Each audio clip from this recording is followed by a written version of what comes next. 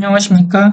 금융감독원 XBRL 작성기 실습을 담당하게 된 성현회계법인의 송광혁 회계사입니다. 해당 강의는 XBRL 관련해서 금융감독원에서 2023년 6월에 배포한 XBRL 편집기를 바탕으로 재무제표 본문을 작성하는 실습 강의입니다. 그러면 지금부터 해당 강의를 시작해 보도록 하겠습니다. 작성기 설치 방법, 재무제표 작성을 위한 기본정보 등록, 재무제표 작성 방법, 재무제표 계정과목 생성된 계정과목을 바탕으로 재무제표 금액을 입력하고 재무제표 검사 및 제출하는 방법에 대해서 알아보도록 하겠습니다. 마지막으로 별첨에서 계정과목 매핑이라든지 단축키 등에 대해서 알아보도록 하겠습니다. 먼저 작성기 설치입니다. 본 실습에 사용할 XBRL 작성기는 다트서 자료실에서 XBRL 편집기를 다운받아서 설치하시면 되겠습니다. 작성기 화면은 아래와 같이 구성이 됩니다. 먼저 보고서명에서는 작성 중인 보고서명이 표시되고요. 메인 타이틀바에서는 프로그램에서 제공하는 아이콘들이 위치합니다. 다음 메뉴 타이틀바에서는 메뉴명, 각 메뉴의 현재 열린 서식을 탭으로 표시합니다. 메뉴 리스트의 경우는 보고서 작성 주요 메뉴인 기본 정보와 재무제표 작성으로 구분되며 하위 상세 작성 서식으로 구성됩니다. 작성 메뉴별 서식에서는 보고서를 구성하는 특정 서식을 선택하면 열리는 화면으로 보고서 작성 화면입니다. 그리고 도움말에서는 재무제표 작성 서식에 대한 도움말을 제공합니다. 메시지 창에서는 작성기 사용자가 수행한 작업에 대한 안내 메시지를 표시합니다. 그러면 도구 탭 환경 설정으로 들어갑니다. 환경 설정 창에서는 XBRL 보고서 작성 시 필요한 사항을 체크하며 문서 자동 저장은 기본 5분으로 설정이 됩니다. 작성하지 않은 재무제표 전자공시 미리 보기에서는 전자공시 미리 보기를 수행할 시 데이터를 작성하지 아니한 재무제표에 대해서 미리 보기 화면을 표시하고요.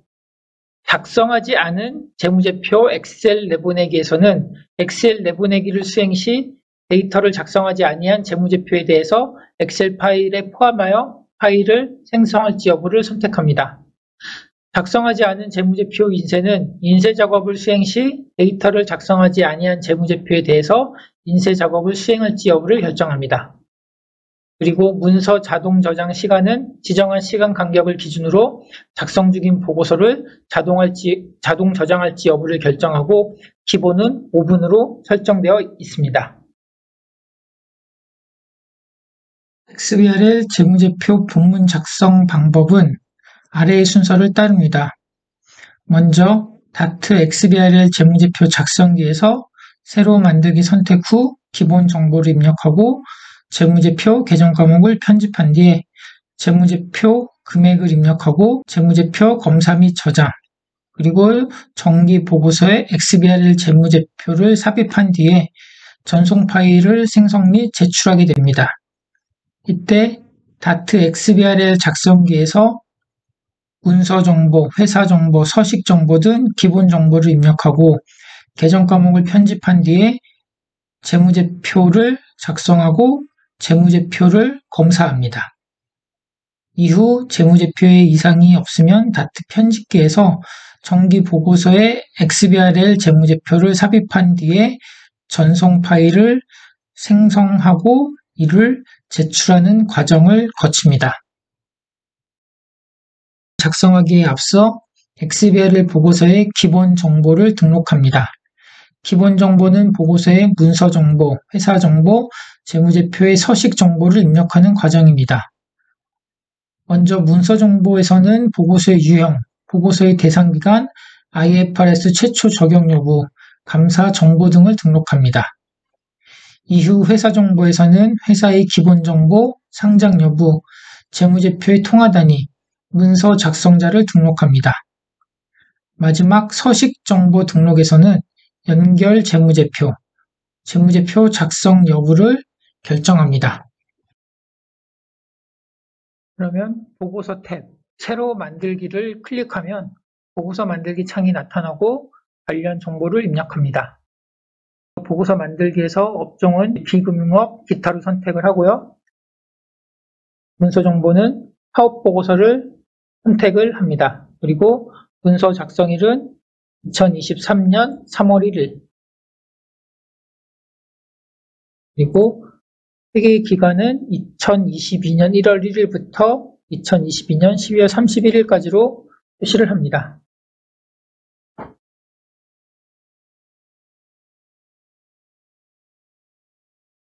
기수는 2기, 그리고 회사 고유 번호는 1, 2, 3, 4, 5, 6, 7, 8. 회사명은 주성현으로 입력합니다.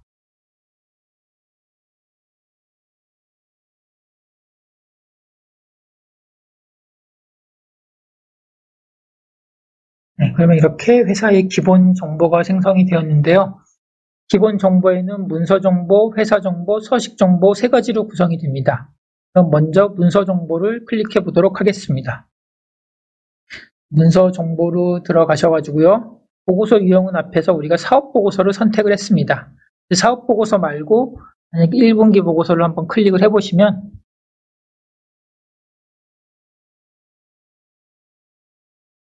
옆에 비교 표시 재무제표 작성 여부가 나타납니다. 사업 보고서의 경우는 표시가 안 되지만 전 분반기로 분반기 보고서를 선택한다면 전 분반기로 작성된 내용을 표시할지 여부를 결정하는 것입니다.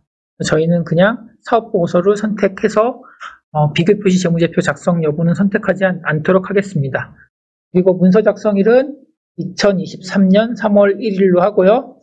단기 2분기 회계기간 시작일은 2022년 1월 1일부터 회계기간 종료일은 2022년 12월 31일까지로 합니다. 재무제표 제작성 여부는 아니오로 선택을 합니다. 재무제표 제작성 여부는 비교표시 재무제표가 최종 감사보고서 발행 이후 제작성 사유에 해당되어 제작성되었는지 여부를 선택하는 것으로 저희는 아니오를 선택을 하겠습니다.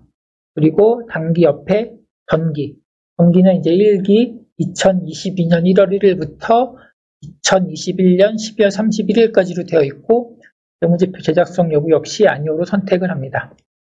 그리고 작성하는 보고서가 속하는 사업연도에 IFRS를 최초 적용했는지 여부, 이거는 아니오를 선택을 하도록 하겠습니다.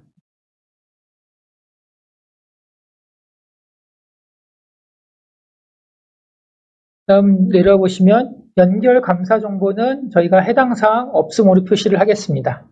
저희가 여기서 실습에서는 별도 재무제표만 작성을 할 거기 때문에 연결 재무제표는 해당 사항 없음으로 표시하고요. 밑에 내려보시면 감사 구분에는 감사를 입력하고 감사 임명은 비디오 성현, 그리고 감사 의견은 적정 의견, 그리고 감사 보고서 일은 2023년 3월 15일,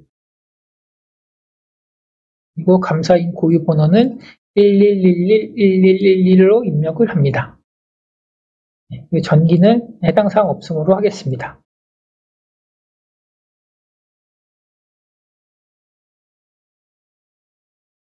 그러면 문서 정보가 완료되었으면 이제 회사 정보를 클릭을 합니다. 회사 정보를 클릭을 했으면 앞에서 입력되어 있는 법인명 주성현인으로 입력이 되어 있을 거고요. 법인 등록번호는 저희가 여기서 임의로 1111-1111로 입력하겠습니다. 그리고 결산월은 12월 결산법인, 그리고 종업원 수는 300명, 주주의 수는 15명, 그리고 표준 산업 분류 코드는 71209 입력을 해서 저희 회사 주소를 입력을 합니다. 서울시 강남구 테헤란로 508로 입력을 하고요. 이런 내용들을 다 입력을 해주셔야 되기 때문에 저희가 다 임의를 해보겠습니다.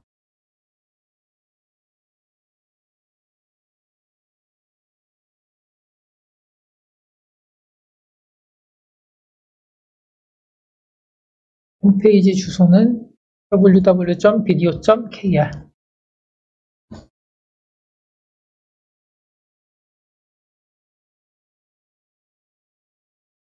그리고 국내 상장 정보는 유가증권 상장 법인을 입력하고요.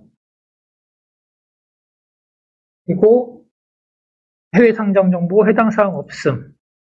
그리고 통화는 KRW를 하고 단위 정보는 저희가 뒤에 재무제표를 입력할 때 100만 단위로 입력할 거기 때문에 여기서는 100만 단위로 표시를 해줍니다.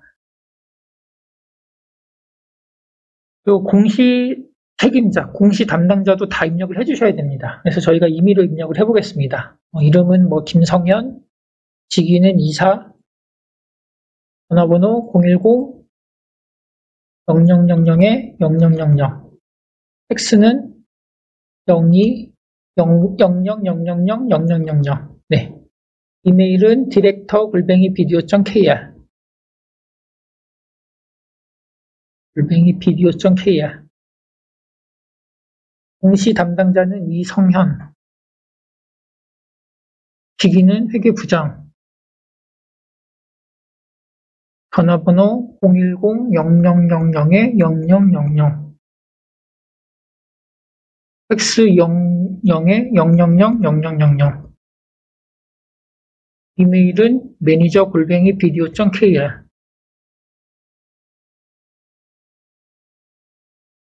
입력을 합니다. 그 다음 기본 정보에서 다시 마지막으로 서식 정보를 입력합니다. 재무상태표는 유동성, 비유동성 구분법.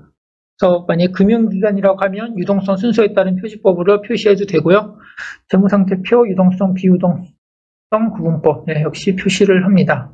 포괄손익계산서, 손익 기타 포괄손익 일괄 작성, 그리고 비용의 기능, 그리고 기타 포괄손익, 그리고 현금흐름표는 간접법으로 표시를 합니다.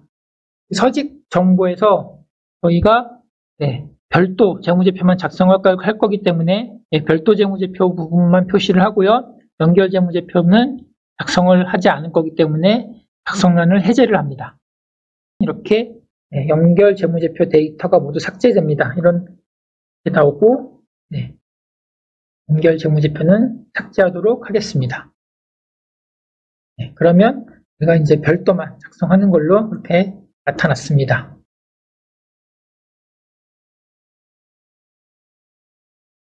재무제표 작성 방법에 대해서 말씀드리도록 하겠습니다. IFRS XBRL 보고서 작성을 위해서 우리는 재무상태표, 손익계산서, 자본변동표, 현금흐름표를 예시로 해서 작성을 할 것입니다. 참고로 해당 재무제표는 한국 XBRL 본부에 있는 비상장법인 XBRL 재무제표 본문 작성 교육 자료에 있는 재무제표를 참고하였습니다.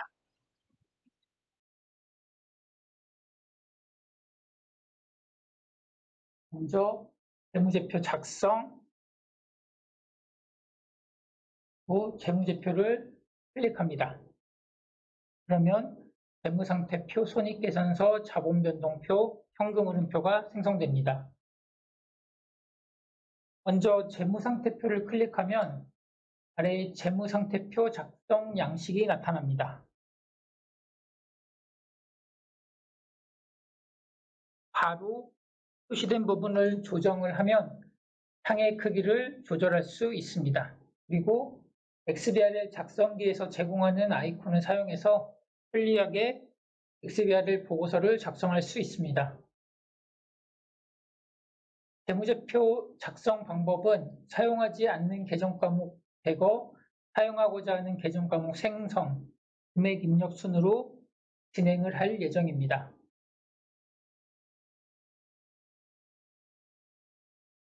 그러면 지금부터 재무제표 계정 과목 생성에 대해 알아보도록 하겠습니다.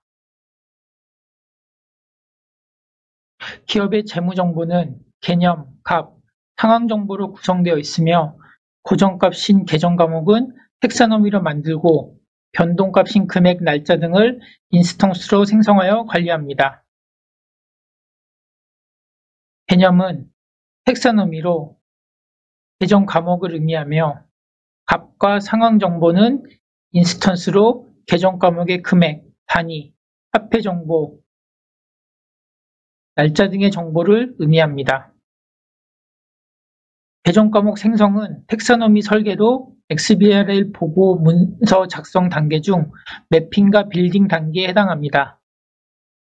매핑은 표준 텍사노미를 이용하여 회사 텍사노미를 생성하고 인스턴스, 값을 입력하기 위해 스키마와 링크 베이스를 생성하는 것입니다. 가령 스키마는 매출액이라는 계정 과목의 ID, 화폐 단위, 차 대변 등의 속성을 부여하는 것이며 링크 베이스는 매출액 하위에 제품 매출, 상품 매출, 기타 매출 등 모자관계 정의 링크를 만들고 매출액에서 매출 원가를 차감하여 매출 총이익이 나오도록 계산 링크를 만드는 것을 의미합니다. 빌딩 단계에서는 매핑 결과물을 XBRL 툴을 통해 회사 텍사노미를 XBRL로 생성하는데 이때 계정 과목 생성 시에는 표준 계정 과목을 그대로 사용하거나 표준 계정 과목명을 변경해서 사용하거나 아니면 신규 계정 과목을 추가하면서 생성할 수 있습니다. 지금부터 텍사노미 설계인 매핑과 빌딩을 실습해 보도록 하겠습니다. 재무제표 계정 과목을 생성해 보도록 하겠습니다. 먼저 유동자산 계정 과목 중 재무상태표 작성에 사용하지 않을 계정 과목을 선택합니다.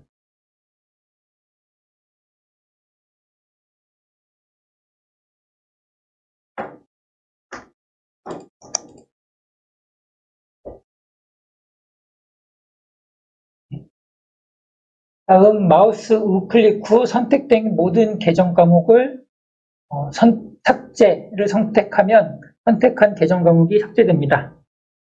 단축키는 Ctrl Shift Delete입니다. 유동자산에는 현금 및 현금성 자산, 매출 및 기타 유동채권, 유동자산, 재고 이렇게 나타날 것입니다.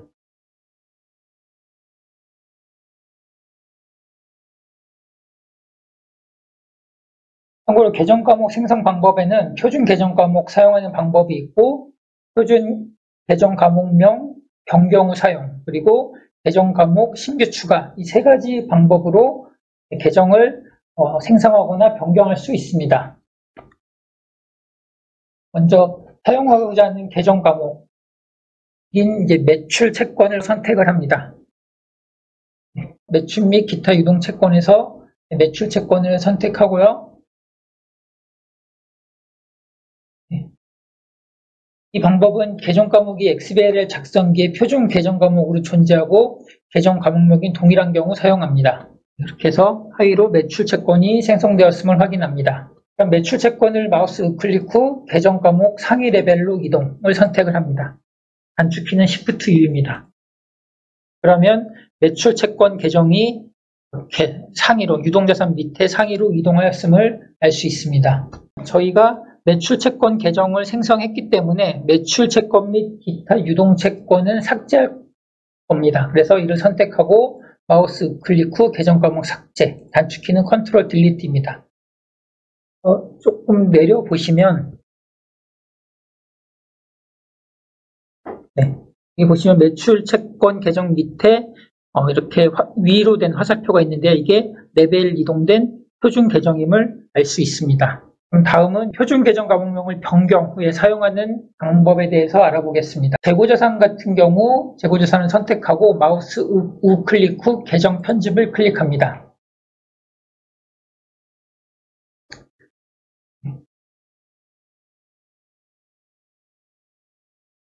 여기서 재고자산을 우리는 기존에 있는 유동 재고자산에서 명칭만 재고자산으로 바꿀 겁니다. 그래서 이때 표시할 레이블 별첨 1로에서 별첨 1 한글판은 재고자산, 별칭 1 영문명은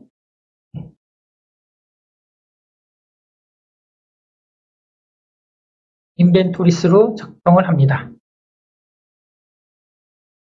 표시할 레이블을 별칭 1로 선택하고 계정 과목명을 기입하는 이유는 XBRL 작성기의 표준 계정 과목명이 변경되지 않기 위함입니다. 작성에 필요한 계정 과목이 XBRL 작성기의 표준 계정 과목으로 이미 존재하고 계정 과목명이 유사할 경우에 사용하는 방법입니다. 그러면 편집 내용 재무제표 작성 화면에 반영하기를 클릭하면 계정 과목을 편집한 내용이 이렇게 재무상태표 양식에 반영이 됩니다. 그래서 유동자산 밑에 현금 및 현금성 자산, 매출 채권, 재고자산 계정이 생성되었음을 확인할 수 있습니다. 한편 편집 내용 재무제표 작성 화면에 반영하기를 클릭하면 계정 과목 편집 내용이 재무제표에 반영되고 실행 취소가 불가능합니다. 다음은 이제 계정 과목을 신규로 추가하는 방법 3에 대해서 알아보도록 하겠습니다. 계정 과목 신규 추가는 해당 계정 과목의 상위 계정 과목을 선택하고 마우스 우클릭 후 하위 계정 과목 추가, 컨트롤 인서트를 선택합니다. 그러면 추가된 계정 과목의 표준 한글명, 표준 영문명에 단기 구상 채권을 입력한 뒤 재무제표에 반영합니다.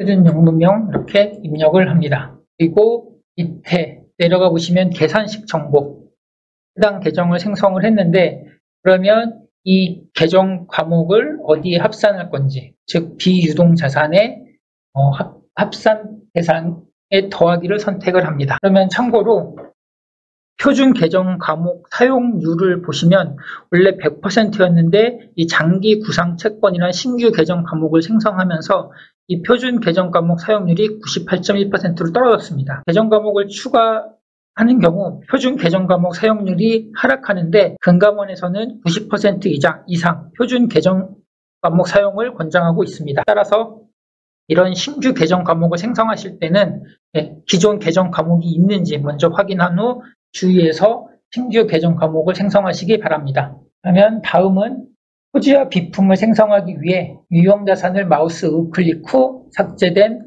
하위 분류 계정 되살리기를 선택합니다. 유형자산에 보시면 단축키는 컨트롤 K고요. 그러면 유형자산 하위 계정 과목에 속해 있는 토지, 총액과 비품, 총액을 선택합니다.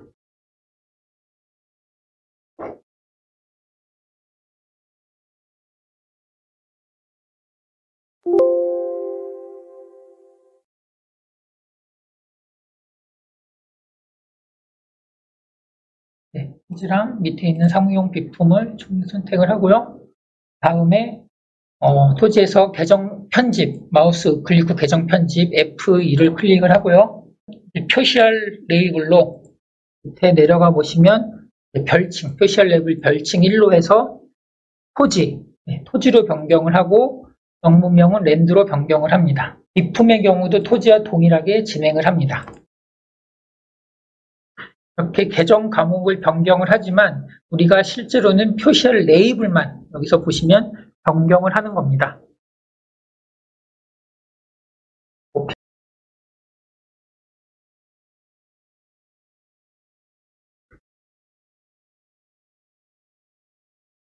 감가상각 누계 계정을 생성하기 위해서 유형자산을 마우스 클릭한 뒤 삭제된 하위 분류 계정 되살리기를 클릭합니다. 여기서 감가상각 누계 사무용 비품,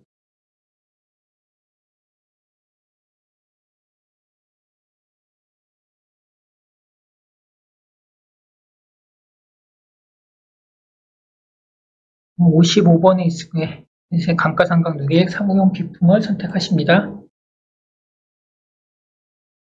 그리고 이렇게 계정 편집을 들어갑니다. 여기서도 이제 별칭에 들어가셔갖고 계정 과목명을 감가상각 누계로 변경을 합니다.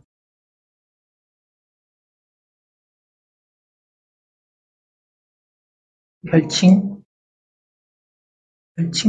영문명.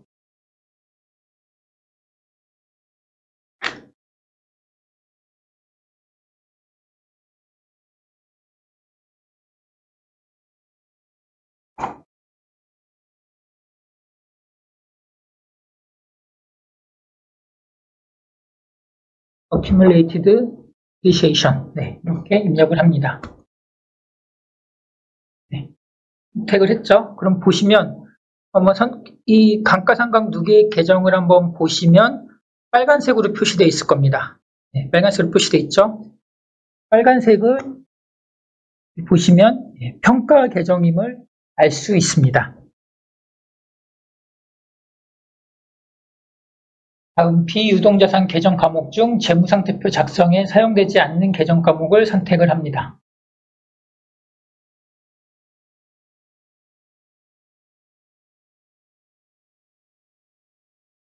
우리가 여기서는 유형자산만 사용을 할 거기 때문에 유형자산과 장기구상채권 선택을 하고요. 선택된 모든 계정 과목 삭제를 합니다.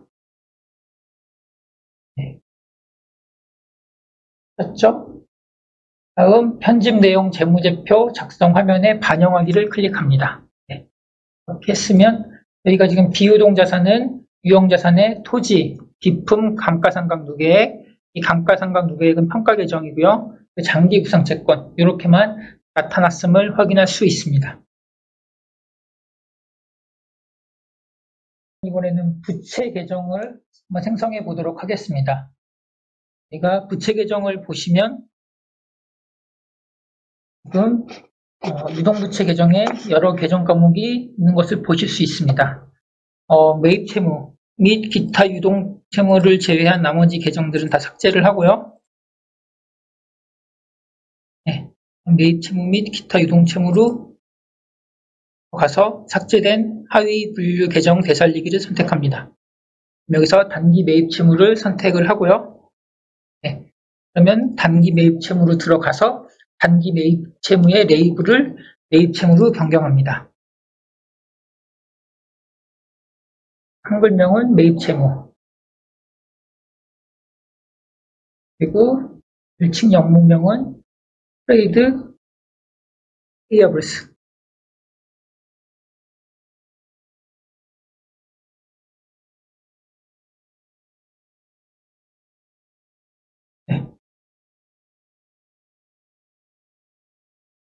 다음에 매입 채무를 계정 과목 상위 레벨로 이동합니다.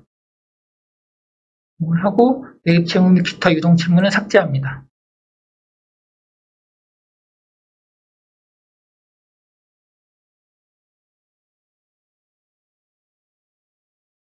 그럼 이렇게 매입 채무 계정이 생성되었음을 알 수 있고, 보시면 이 해당 매입 채무 계정은 하위 계정을 상위로 올린 이 표시가 나타납니다. 다음은 방법 3을 사용해서 비유동부채의 장기 차입금을 생성해 보도록 하겠습니다. 장기 차입금 계정 관련돼서는 비유동부채 쪽으로 가시고요. 여기 보시면 방법 3을 통해서 계정 과목을 신규로 추가해서 사용할 경우 XBRL 작성기는 표준으로 사용할 수 있는 계정 과목명을 제공합니다. 얘는요, 장기 차입금. 이렇게 장기 차입금 계정이 있죠. 그래서 그거 선택을 하시고요. 보시면 만약에 이때 신규 추가 과정에서 XBRL 작성기에 표준 계정 과목이 존재할 경우 아래와 같은 화면이 나타납니다. 그래서 같은 부모 내에 동일한 계정이 존재합니다 라는 메시지가 나오고요. 이를 통해서 장기 차입금 계정을 선택을 합니다. 그러면 이때 장기 차입금 계정에 한번 들어가 보시면 장기 차입금하고 밑에 현할차 계정이 있습니다. 추가하려는 이 신규 계정에 대한 이제 표준 계정 과목이 존재하는 경우에 해당되므로 추가할 표준 계정으로 장기 차입금을 선택한 뒤에 계정 되살리기를 선택합니다.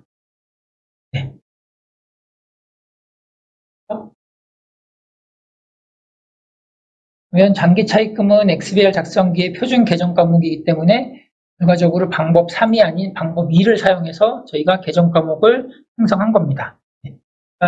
이렇게 예시를 든 이유는 만약에 우리가 신규로 계정 과목을 생성할 수도 있지만 기존의 표준 계정 과목이 존재한다면 이를 통해서 계정 과목을 생성해야 하는 것입니다. 다음에 장기 매입 채무 및 다 유동체 계정 과목을 삭제하고요. 나머지 계정 과목들은 이렇게 다 삭제를 합니다.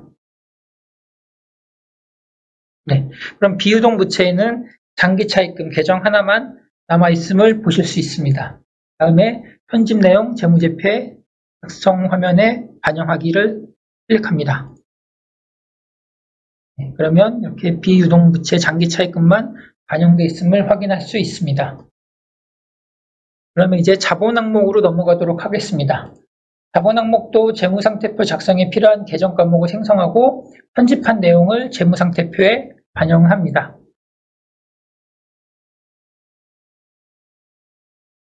자본에는 우리가 자본금, 이익잉여금만 남길 겁니다.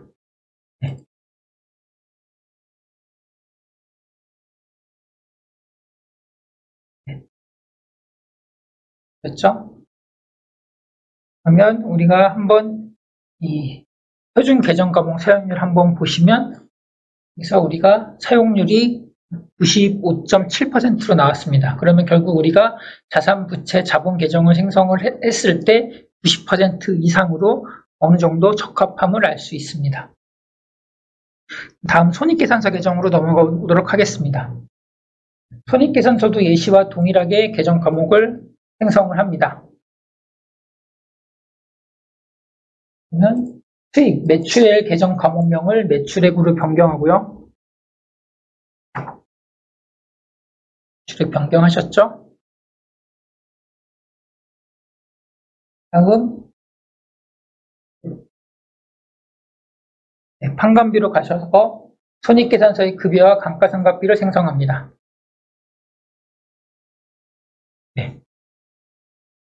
그러면 판관비의 급여와 감가상각비가 생성되어 있음을 알 수 있습니다. 그리고 명칭 급여로 변경하고요.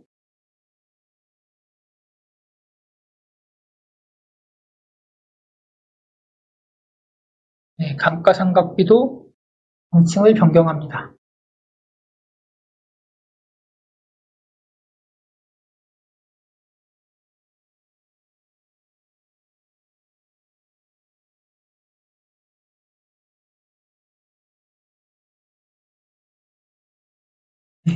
depreciation, expense,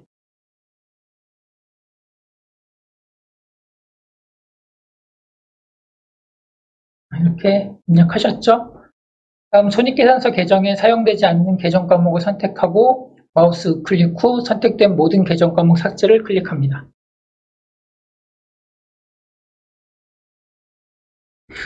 우리가 사용하는 계정이 매출액, 매출 원가, 그리고 판관비에서는 급여, 감가상각비만 사용할 거기 때문에 나머지 계정들은 그리고 법인세 비용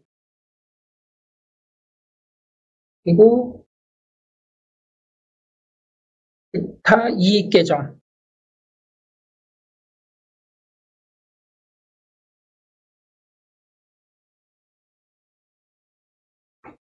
해서 재무제표 반영하기를 선택합니다. 그러면 우리가 나눠드린 손익계산서를 보시면 지금 매출액, 매출원가, 매출총이익, 판매비와 관리비, 급여, 감가상각비 있고요. 영업이익 있고, 기타 이익이 있고, 법인세 비용 차감돈 순이익, 법인세 비용 당기순이익 이렇게 구성이 되어 있음을 알 수 있습니다. 그러면 손익계산서까지 했고요. 자본변동표로 넘어가도록 하겠습니다.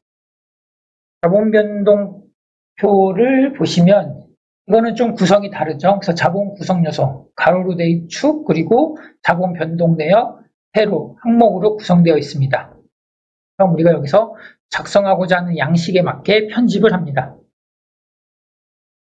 자본 구성 항목 들어가 보셔서요.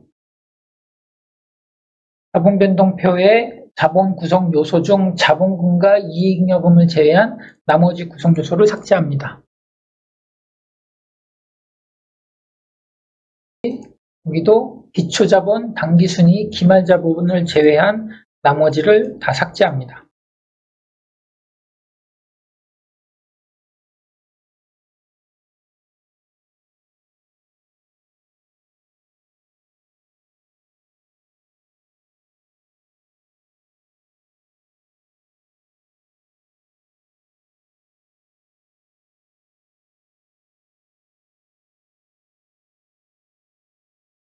네. 그러면 우리 나눠드린 재무제표의 자본변동표를 보시면 지금 자본금과 이익여금 계정만 있고 여기 변동내역이 당기순이익만 있습니다. 네. 그러면 해당 내역 재무제표에 반영하기를 클릭하시면 네. 자본금, 이익여금 그리고 기초자본, 당기순이익, 기말자본, 기초자본, 당기순이익, 기말자본 이렇게 돼 있죠. 네. 정 내역을 확인할 수 있습니다. 다음 현금흐름표로 가보도록 하겠습니다. 현금흐름표도 예시와 동일하게 현금흐름 변동 내역을 생성합니다. 여기에 보시면 이제 현금흐름표에서 당기순이익 빼고 감가상각비를 생성하기 위해서 당기순이익 조정을 위한 가강을 마우스 클릭 후 삭제된 하위분류 계정 되살리기를 클릭합니다. 여기 나눠드린 현금흐름표 양식을 보면 영업활동 현금흐름에 당기순이익하고 감가상각비만 이제 나와 있습니다. 그러면 이때 감가상각비는 당기순이익 조정을 위한 가강이기 때문에 여기를 클릭을 하시고요. 밑에 감가상각비에 대한 조정 들어가십니다. 다음에 OK를 누르고요. 감가상각비에 대한 조정 계정 편집을 누르고 별칭을 감가상각비로 봅니다. 네.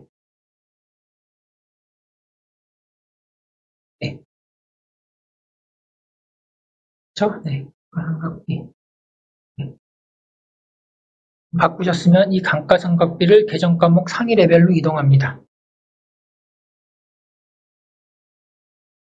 그 다음에 당기순이익 조정을 위한 가감을 삭제합니다.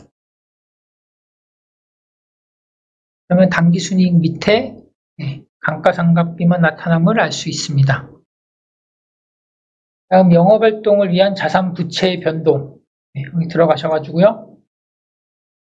우리가 지금 나눠드린 현금흐름표에 보면 영업활동으로 인한 자산 부채 변동에는 매출 채권 증액 감소 증가, 재고자산의 감소 증가, 매입 채무의 증가 세 가지가 있습니다. 그러면 매출 채권 및 기타 유동 채권의 감소 증가 계정 세 가지가 있죠. 채권, 다음 재고자산, 다음에 매입 채무의 증가.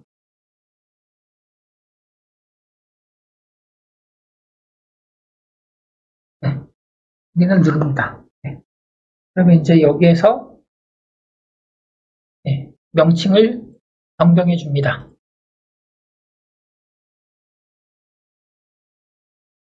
매출 채권의 감소 증가, 재고자산의 감소 증가, 매입 채무 및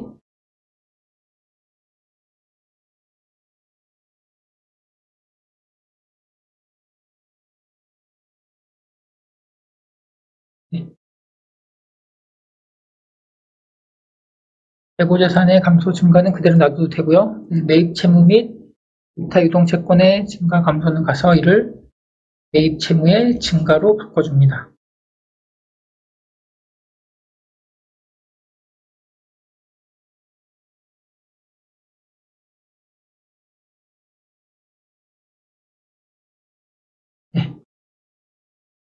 보셨죠?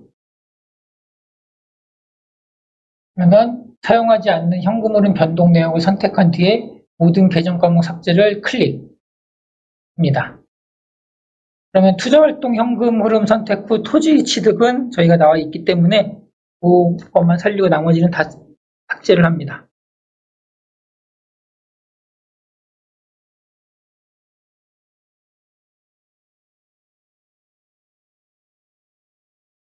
네. 한번 재무제표에 반영하기를 눌러보세요. 그러면 지금 영업활동에는 당기순이익, 감가상각비 있고, 영업활동에는 자산부채 변동에는 매출채권의 감소 증가, 재고자산, 매입채무 있고요. 네. 투자활동 현금 흐름에는 토지의 취득만 나와 있죠. 네. 그럼 재무활동 현금 흐름에는 장기차입금 증가를 뺀 나머지는 다 삭제합니다.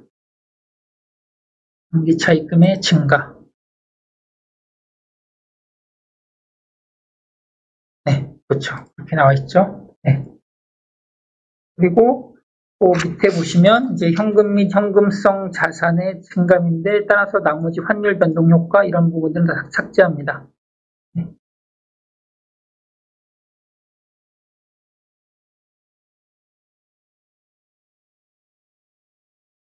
네, 그러면 나눠드린 현금흐름표 양식처럼 되어 있습니다. 그러면 다음은 재무제표 금액 입력입니다. 금액 입력은 인스턴스 입력으로 XBRL 보고 문서 작성 단계 중 태깅 단계에 해당됩니다. 태깅은 빌딩 단계 이후 인스턴스 각 문서를 생성하고 연더블 공시 정보를 입력하여 인스턴스 다큐먼트를 생성하는 것입니다. 그러면 지금부터 인스턴스를 입력하는 태깅을 실습해 보도록 하겠습니다. 그러면 재무제표 금액을 입력해 보도록 하겠습니다. 먼저 재무상태표로 가서 재무상태표에 나눠드린 엑셀 파일에 계정 과목이 모두 생성되어 있음을 확인을 하고요. 그러면 재무상태표 자산 항목의 각 계정 과목의 금액을 입력합니다. 먼저 유동자산 쪽인데 저희가 현금 및 현금성 자산 1,000원 입력하고요. 네. 그리고 매출채권의 1,500, 매출채권 1,000, 재고자산 1,500을 입력합니다. 그 다음에 합산은 셀을 선택한 뒤에 보시면 계산 합계 나오죠. 그럼 요거를 복사를 하셔갖고 컨트롤 C 하신 다음에 유동자산의 합계에 붙여놓습니다.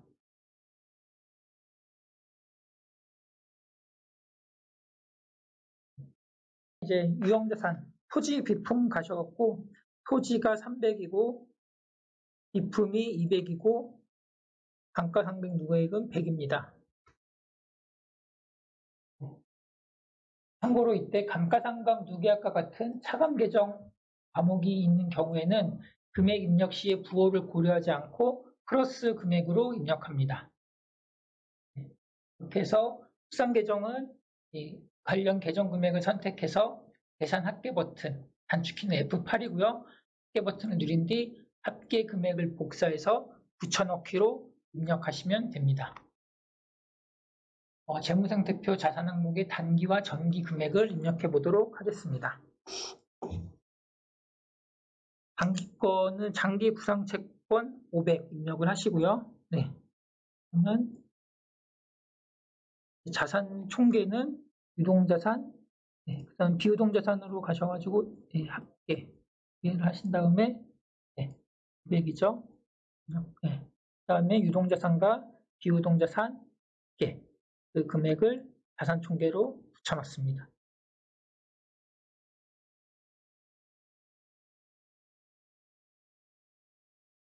그다음 전기로 갑니다.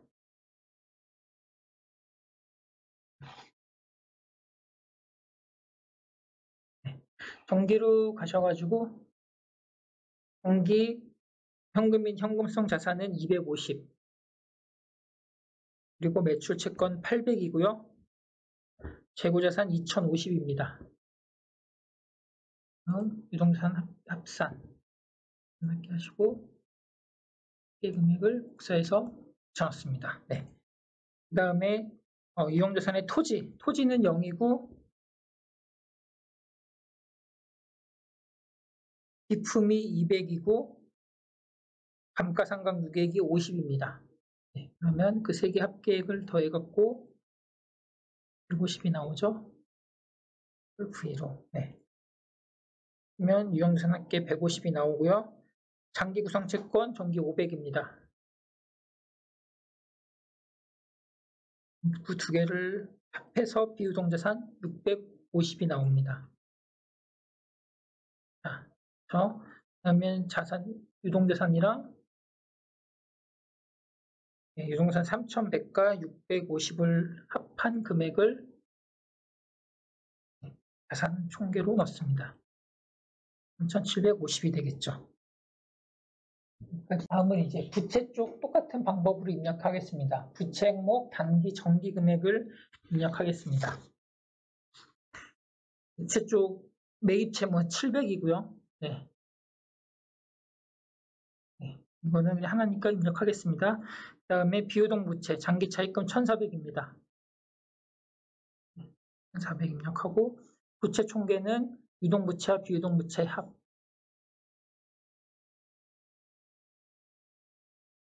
네. 입력하고 전기로 가서요. 정기 매입 채무 700 그리고 장기 차입금 1,200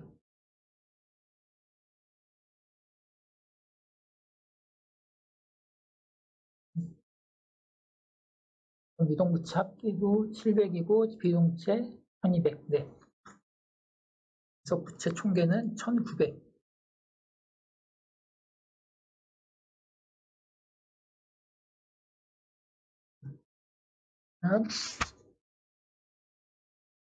이제 자본 쪽 입력해 보겠습니다. 자본은 단기 자본금이 400이고요. 이익잉여금 1,900 그리고 자본 총계 2,300입니다. 그리고 자본금 전기 자본금은 400 그리고 이익잉여금 1,450 그리고 자본 총계 1,850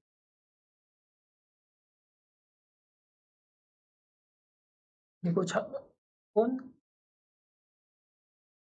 자본과 부채 총계를 입력합니다. 자본과 부채 총계 단기는 4,400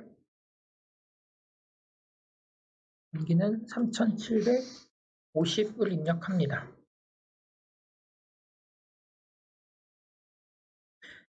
이제 재무상태표 금액 입력 완료했고 이어서 포괄손익계산서 금액을 입력하겠습니다. 손익계산서 보시면 매출액 3,000, 매출원가 2,000 그리고 매출총익은 계산할게 1,000으로 입력하고요. 그리고 급여 550 평가상각비 50 네.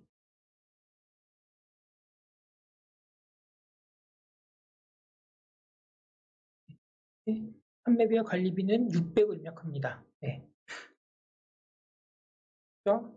다음에 영업이익이 그럼 400이 되겠죠. 네.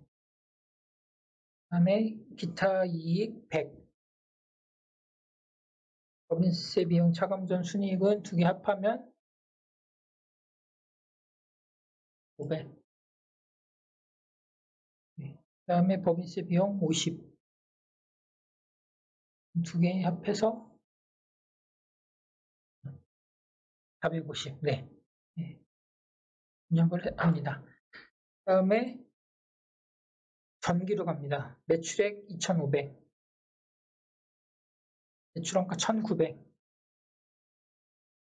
매출 총이익은 두 개 합해서 네. 그리고 판매비와 관리비 급여 350 감가상각비 50 합하면 400이고요. 400을 그냥 저희는 치겠습니다. 네, 400을 입력을 합니다. 그리고 600과 400을 합해서 영업이익이 200 네. 다음에 기타이익 50 법인세 비용 차감전 순이익 250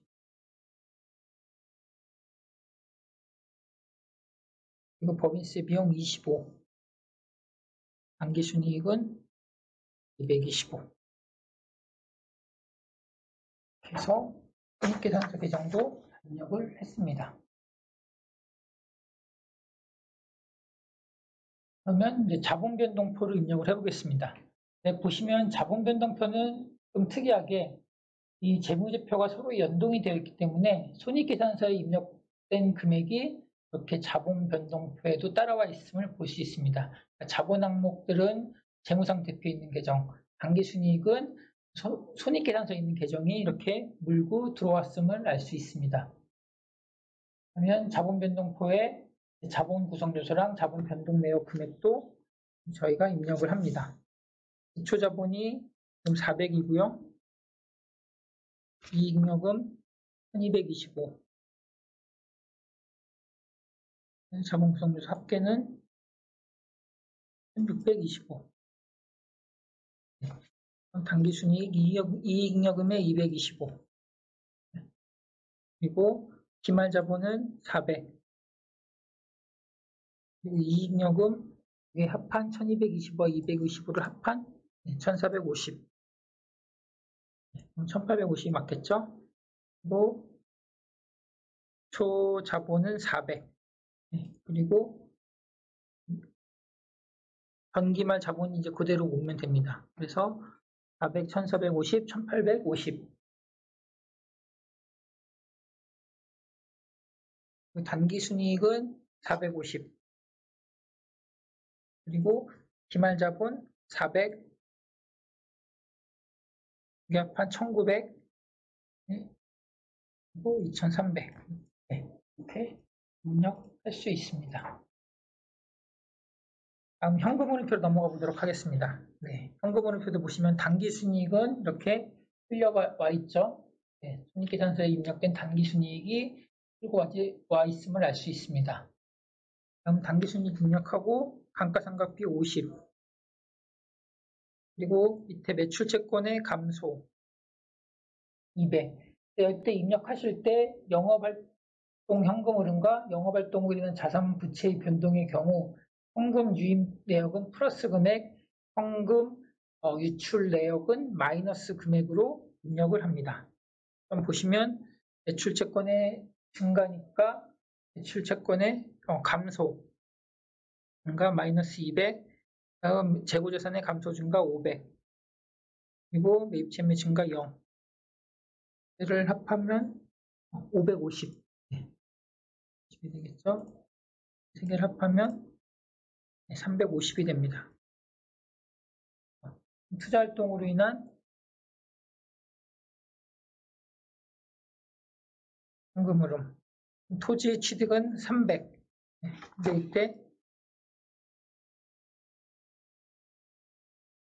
300으로 돼 있고 단기 차입금의 증가 200.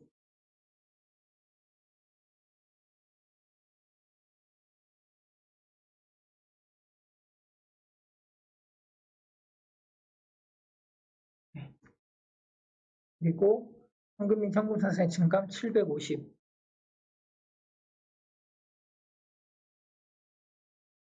기초연금 250. 기말현금 1000입니다.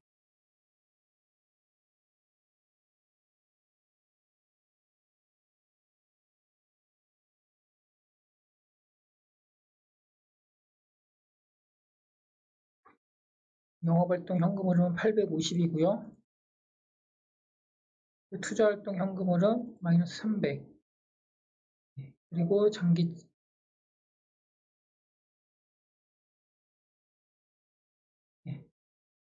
또 현금 및 현금상산 증감 750, 주연금 250 해서 기말연금 1000이 나옴을 알 수 있습니다.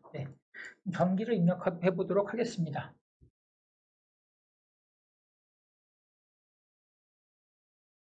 당기순이익 225, 감가상각비 50. 출제권의 감소 725, 마이너스 725. 2회 매출 채권의 감소 증가 200. 재고자산의 감소 마이너스 1025, HM의 증가 100. 세 개를 합하면 725, 마이너스 725가 되겠죠. 그리고 투자활동 현금흐름에서는 토지 취득 0입니다. 그리고 재무활동 현금흐름에서 장기 차입금의 증가 200, 기초 현금흐름 500, 또 기말현금 250. 영업활동 현금흐름은 마이너스 450이 되겠고요. 그리고 현금 및 현금성 자산의 순 증가 감소는 세 개를 합한 마이너스 250이 될 겁니다. 그러면 현금 및 현금의 순 증가에다가 초 현금 및 현금성 자산을 고려해서 기말 현금 및 현금성 자산이 250이 나옴을 알 수 있습니다.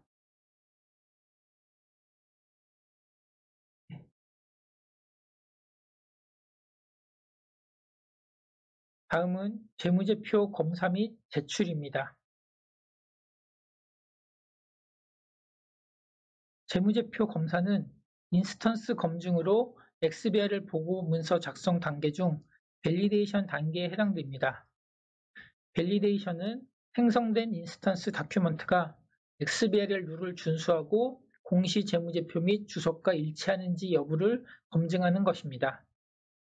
우리는 이번 실습에서는 재무제표 본문만을 검증 대상으로 하므로 입력한 본문에 대한 밸리데이션을 실습해 보도록 하겠습니다. 그러면 재무제표 검사 및 제출에 대해서 해보도록 하겠습니다. 재무제표 검사와 관련돼서는 저희가 이제 작성한 재무제표, 재무상태표, 포괄손익계산서, 자본변동표, 현금흐름표 여기에서요 도구 탭으로 들어가서 재무제표 검사 F7을 선택합니다. 재무제표 검사를 실행하시겠습니까? Yes를 누릅니다. 재무제표의 계정 과목과 금액이 적절히 입력되었는지를 XBRL 작성기가 검사를 해줍니다. 이제 여기 보시면 재무제표 검사를 통해서 표준 계정 과목 사용률과 표준 계정 과목 사용 현황을 우리가 이렇게 알 수 있습니다. 그러면 이제 밑에 표준 계정 과목 사용 여부를 확인한 뒤에 XBRL 보고서 유효성 검사를 진행하겠습니다. 확인하였음 하고 확인. 그러니까 보시면 IFRS XBRL 재무제표 검사를 수행하는 중 오류사항이 발견되었습니다. 상태 오류는 이제 메시지 창을 참고하시고 수정 후 재검사를 수행하세요. 밑에 이제 메시지 창을 보시면 수정해야 될 사항이 이렇게 나옵니다.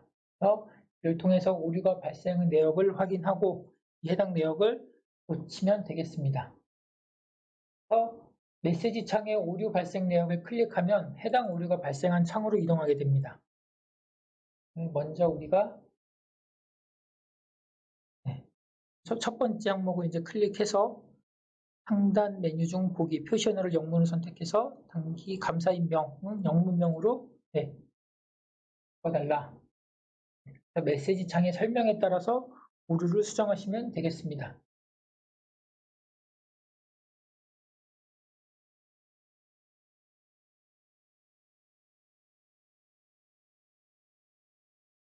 보시면 오류창 성현 코퍼레이션 DD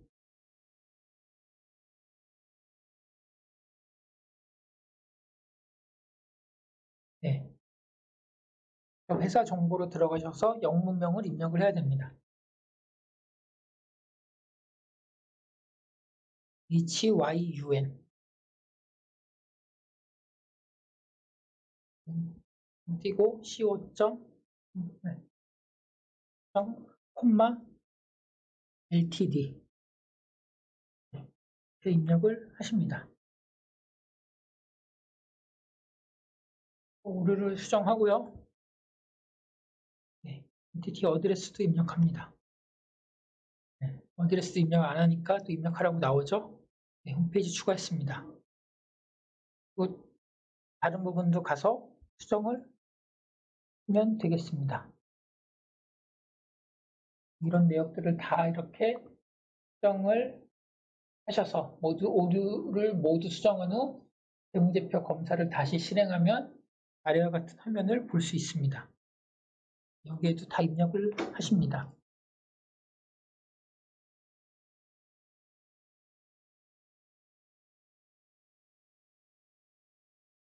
예. 디렉터, 매니저. 네.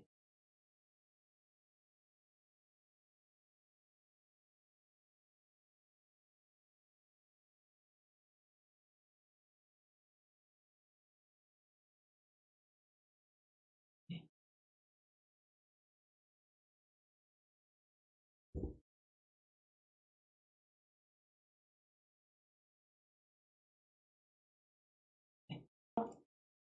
네. 다시 재무제표 검사를 클릭합니다.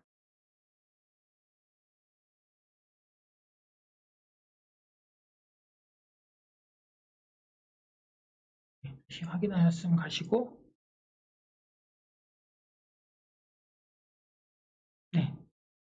또 XBR을 원문 보기를 선택을 하십니다. 네. 그러면 XBR 원문을 볼 수 있고요. 그리고 네. 닫고 여기서 전자공시 미리 보기를 클릭해서 XBR의 작성기를 통해 작성한 XBR 보고서의 전자공시 화면도 볼 수 있습니다. 네, 나오죠? 네, 영문으로 되어 있고 공문도 보실 수 있겠습니다.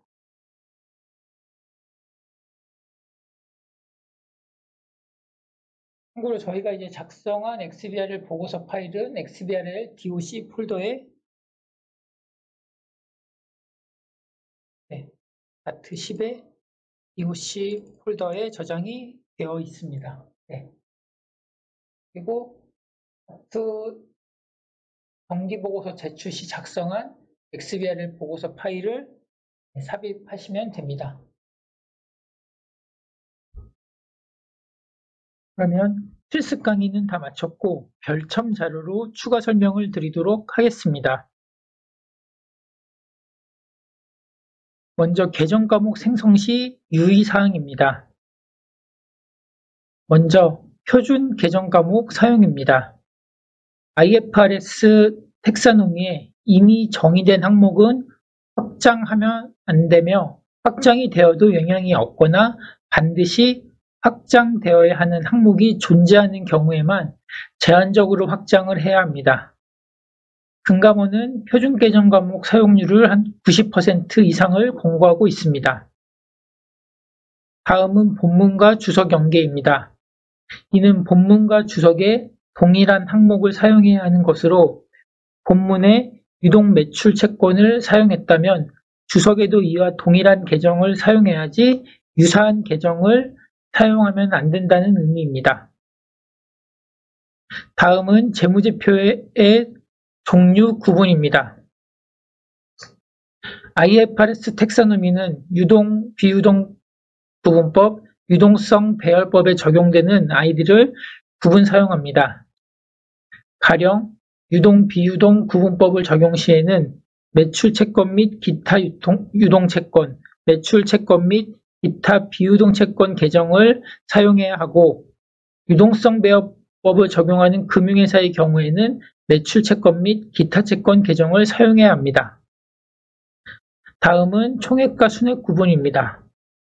금융감독원의 다트 텍사노미는 계정 과목을 총액의 차감 계정을 표시해서 장기 매출 채권, 현재 가치 할인 차금, 배손 충당금 계정을 사용하지만 공시용 표준 과목 체계인 IFRS 텍사노미는 순액인 비유동 매출 채권 계정으로 표시합니다.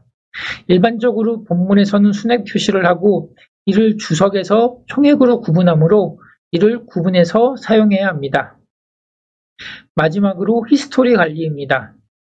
해당 내용이 XBRL 계정 과목 생성 시 가장 중요한 항목으로 XBR에는 연도별로 텍사노미와 인스턴스가 DB화되므로 중간의 내용을 변경 시 시계열간 불일치가 발생해서 기간 간 비교 가능성이 훼손될 수가 있습니다.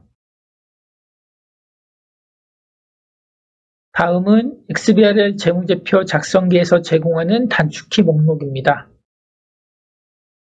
이는 실제 업무를 하실 때 자주 사용하는 기능은 단축키를 암기해서 사용하면 작성 시간을 크게 줄일 수 있으니 해당 기능에 있는 단축키들을 최대한 암기해서 사용하시면 업무를 빨리 수행하실 수 있을 것입니다. 다음은 관련 사이트를 소개하도록 하겠습니다. 먼저 편집기 설치 및 이를 통한 재무제표 본문 및 주석 작성 방법에 대한 내용은 금감원 다트 자료실에서 확인할 수 있으니 참고하시면 되겠습니다. 특히 편집기 등은 현재 계속 업데이트되고 있으므로 최신 편집기를 다운받아서 사용하시는 것이 필요합니다. 다음은 한국 XBRL 본부 홈페이지로 자료실에서 XBRL 관련 자료를 확인할 수 있습니다.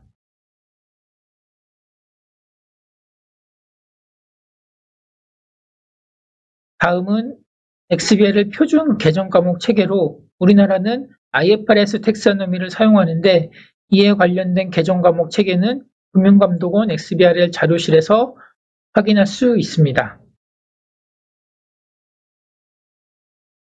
네, 그러면 이상으로 강의를 마치겠습니다. 강의를 들어주셔서 감사합니다. 문의사항이 있으시면 송광혁 상무에게 연락 주시면 됩니다. 감사합니다.